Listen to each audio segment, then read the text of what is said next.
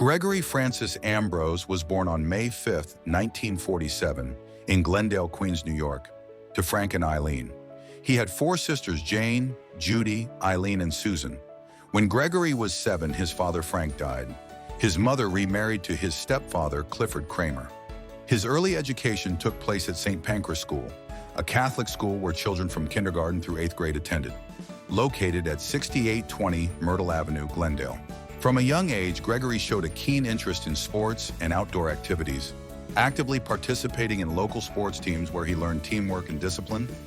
Marilyn Russo, a childhood friend, recalled, Greg was full of life. He loved baseball, the Mets especially. Back then, we thought we'd all grow old together in Glendale. Gregory graduated high school in 1965. That same year, the United States President Lyndon Johnson ordered U.S. Marine battalions to defend the American air base at Da Nang, a coastal city in central Vietnam. It marked the first time combat troops were inserted into the Vietnam War. In 1967, at age 19, Ambrose enlisted in the United States Army.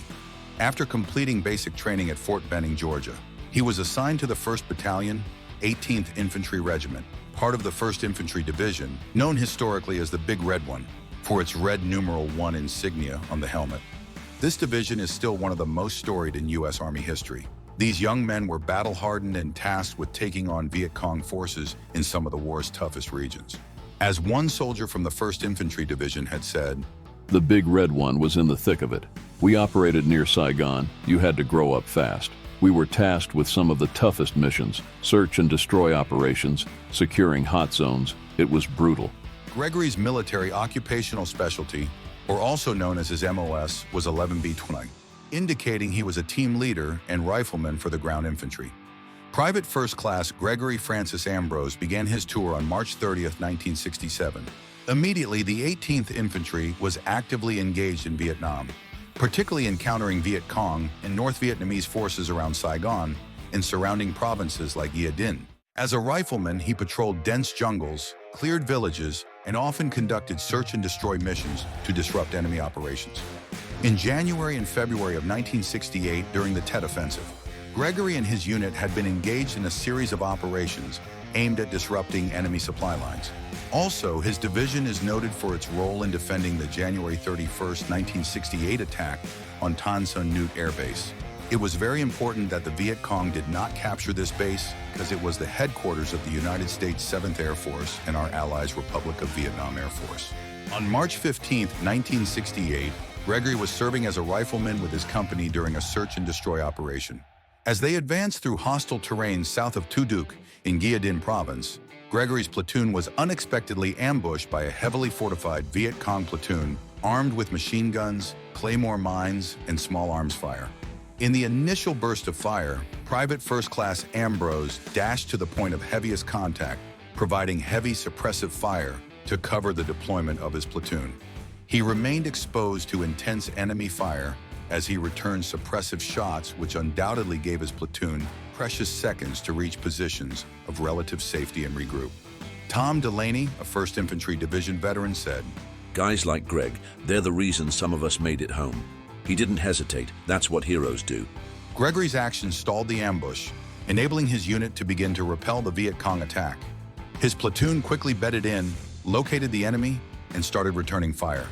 Then, in another selfless act of heroism, instead of retreating and regrouping with his platoon, Gregory moved forward to assist a wounded platoon brother. He began to drag the wounded soldier to safety, exposing himself to enemy fire in the process. It was during this courageous act that, tragically, he was struck by an enemy bullet and killed. John Reynolds, another Vietnam veteran from the 1st Infantry Division, said, "You don't think about yourself in those moments. You think about your buddies.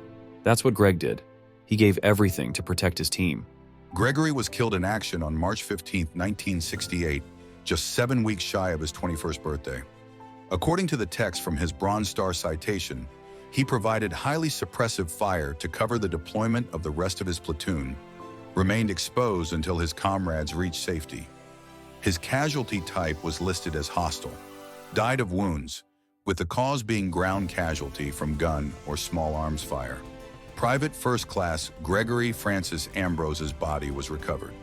Gregory was buried with full military honors, and he rests at the Long Island National Cemetery Plot 2J2293 in East Farmingdale, New York, surrounded by rolling fields and his fellow veterans. His nephew, Dan Bongino, a former Secret Service agent, conservative media personality, and at the time of this video, the current assistant FBI director, has spoken movingly many times on his podcast about the profound effect his uncle's death had on their family, noting that, "We owned the bar, and there was a sign, they were waiting for him. The day he was supposed to come back that said, 'Welcome home, Greg.' And two gentlemen from the Army showed up instead. Neither one was Greg. And my grandmother was broken forever." It's hard to talk about every year. I never met him, but it doesn't make him any less of a hero. For his valor, Gregory was posthumously awarded the Purple Heart, Bronze Star Medal with Combat V for his service from March 1967 to March 1968, and a Bronze Oak Leaf Cluster in lieu of a second award with Combat V for his heroism on the day he was killed. The Vietnam Veterans Memorial was dedicated on November 10, 1982, originally with 57,939 names.